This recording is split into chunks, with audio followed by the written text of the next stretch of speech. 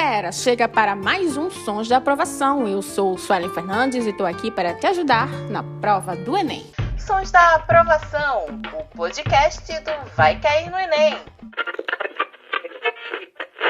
Neste episódio, a aula é de História e trata da República Velha. Neste período, o Brasil passou por golpe de Estado, a escravidão era muito presente e forte, além do poder militar e da Igreja serem domínios políticos.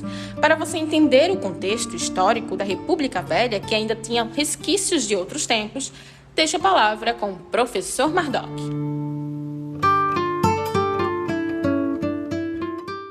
Olá, fera! Aqui é o seu professor Mardoc, de Humanidades, do curso Humanas na Veia. Abrindo mais um capítulo, dando continuidade ao curso Socorro, professor! Eu preciso estudar, mas não gosto de ler. Ou seja, todo o conteúdo de Humanidades em 10 minutos. O papo agora vai ser sobre República, mais especificamente sobre a República Velha, já que você sabe que esse período foi inaugurado desde a proclamação da República, ainda no século XIX, portanto, 1889, e se prolonga até os dias de hoje. Então, meu fera, você deve estar se perguntando como um período pode ser batizado de velho. Bom, vamos descobrir agora quais as principais razões para isso. Mas, exatamente por essa razão, vamos dividi-la. Vamos encontrar uma periodização destacando para você o seguinte: de 89 a 91, nós temos o governo chamado provisório. De 1891 a 94, a República da Espada, onde teremos ali o destaque de dois grandes militares. O primeiro chamado de o Proclamador da República, o Marechal Deodoro da Fonseca, e o segundo, aquele que vai ser batizado com o nome de o Consolidador da República, o Homem de Ferro, Floriano Peixoto.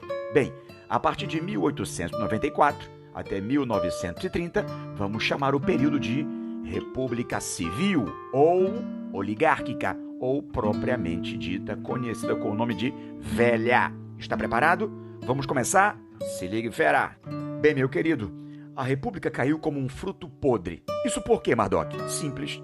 Porque era um governo que se apoiava em instituições que pouco a pouco estavam desgastados, como o caso do Exército, da oligarquia escravagista e do próprio braço escravo, bem como também da religião. Pouco a pouco, o imperador Dom Pedro II, ele conseguiu se desgastar, afastando-se de cada uma dessas instituições.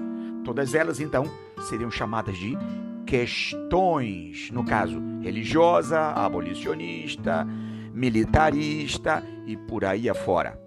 Só que é curioso sabermos também que o grande proclamador da República, até bem pouco tempo atrás, alguns dias atrás, era justamente o braço direito do imperador Dom Pedro II. Então, como pode ser isso? Simples. Temos que imaginar que o Marechal Deodoro da Fonseca conseguiu enxergar o envelhecimento da instituição. E através de um golpe de Estado, ele consegue erguer-se como o grande revolucionário que teria modernizado o governo. Porém, é preciso lembrar que o país, mesmo dentro do século XX, mesmo dentro da República, estava velho. Ainda apoiava-se nas antigas estruturas colonialistas e imperialistas. O Brasil guardava o mesmo modelo: agroexportador, braço escravo, monocultor, ou seja, eu estou falando exatamente de uma palavrinha que o fera conhece com o nome de plantation. Vamos lá, meu fera! Destacamos no governo do Proclamador da República, o Marechal Deodoro, dois aspectos fenomenais. Ele vai ser o criador da primeira grande Constituição Republicana. Nesta carta, teremos a modernização do país. Ela será republicana, liberalista, vai defender o sufrágio censitário. Porém, é justamente aí que vamos ter as raízes para o voto de cabresto, já que o voto será aberto.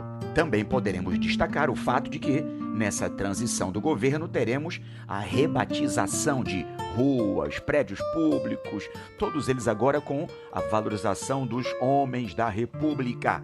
Porém, é também nesse momento que nós encontramos a crise econômica. Rui Barbosa seria chamado para administrar economicamente o país, modernizando, porém gerando a famosa crise do encilhamento. Crise essa que pouco a pouco desgastaria o governo de Deodoro, forçando a chegada do seu vice, Floriano Peixoto. Ele, se ligue, Floriano vai governar com mão de ferro, ele vai equilibrar a inflação, vai gerar emprego, vai modernizar o país, acalmando toda essa inflamação. Por isso, ele deixa a República apoiado pelo povo. Porém, a situação então vai se desenrolar de forma negativamente. Os civis alcançam o poder e estouram revoltas por todo o país, já que os civis se preocupam basicamente em conservar o principal produto que alimenta o país, o café, estabelecendo em 1906 o famoso Convênio de Taubaté, que vai proteger a saúde do produto e, consequentemente, do país, e que também seria responsável pela geração da famosa política dos governadores, permitindo que, nas 3 esferas, municipal, estadual e federal, os governos estejam juntos, conservando a elite aristocrática, oligárquica no poder, o que acabaria gerando, por sua vez, também uma política bem próxima entre o maior produtor de café e o grande estado produtor de leite, o responsável pela criação da bacia leiteira, Minas Gerais e São Paulo. É fera! Eu estou falando da política do café com leite. Bem, mas mesmo diante dessa proteção toda vivida pela classe oligárquica, o Brasil também passaria por um grande desequilíbrio. Revoltas de cunho político, militar, econômico, social, cultural, por todo o país. Bem, meu fera, podemos começar pelo Nordeste. Ali teríamos um cenário de fanatismo religioso centrado na figura do Padre Cícero, bem como também com destaque de outras lideranças. Falamos aqui do cangaço, que permitiu a chegada ao poder, ou pelo menos o destaque de Antônio Conselheiro. É a Guerra da Bahia, é Canudos, exatamente. Como também teremos uma outra revolta de cunho social no Sul, é a Guerra do Contestado, que vai ter como grande líder José Maria. Também teremos a formação de greves operárias, a contestação dessa classe operária, que conseguiu ser influenciada pela chegada da mão de obra livre italiana e alemã. É justamente com essa classe operária que nós temos a chegada da primeira ideologia anarquista. Também teremos a revolta da vacina, também teremos a revolta da chibata em 1910, também teremos o movimento tenentista, que vai se propagar no Rio, São Paulo e no Rio Grande do Sul, onde os militares visam modernizar a organização do voto, o pleito, a legislatura. Eles tentam libertar a sociedade dessa corrupção eleitoral. Ou seja, o país passa por uma grande crise provocada por várias causas. No caso do Nordeste, a principal causa, a seca, a corrupção, o coronelismo. Tirando a seca, então, podemos usar as mesmas características. Eu me refiro ao coronelismo, chamado de mandonismo local, que vai controlar as bases eleitorais. É o voto de cabresto, é a permanência da elite no poder. Somado a isso, as sucessivas crises de superprodução do café e toda a política do governo voltada para a proteção do café. Também temos os desmandos ao nível do Estado, o revezamento de paulistas e mineiros. Também teremos todo o descontentamento da sociedade pela imposição do poder, a desinformação da sociedade, a miséria, a fome.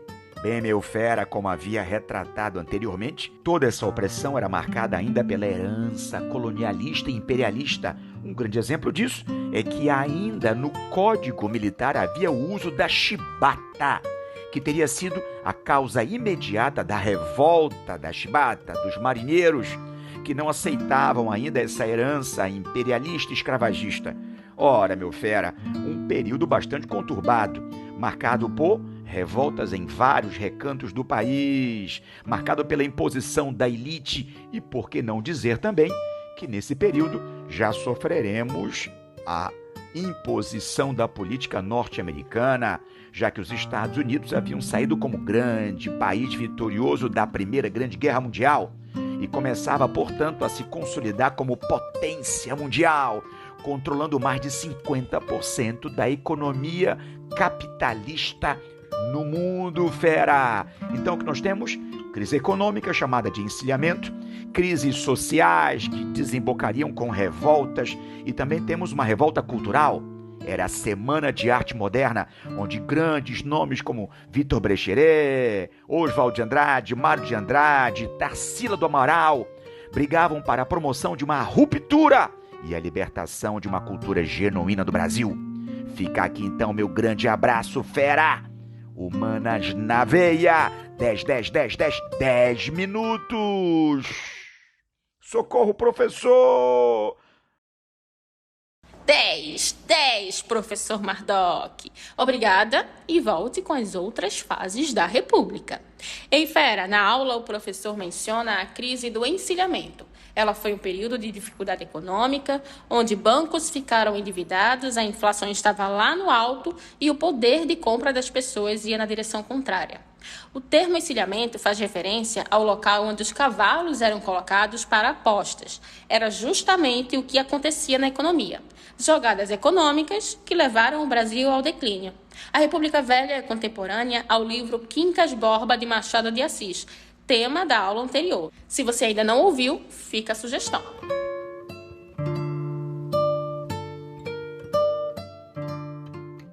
E você, fera, já trata de nos acompanhar. Se inscreve e classifica esse conteúdo. Estamos no youtube.com/VaiCairNoEnem, tudo junto. Segue a gente no Instagram, @VaiCairNoEnem. Temos também o site, o www.vaicairnoenem.com, onde você encontra dicas e temas para te ajudar no exame.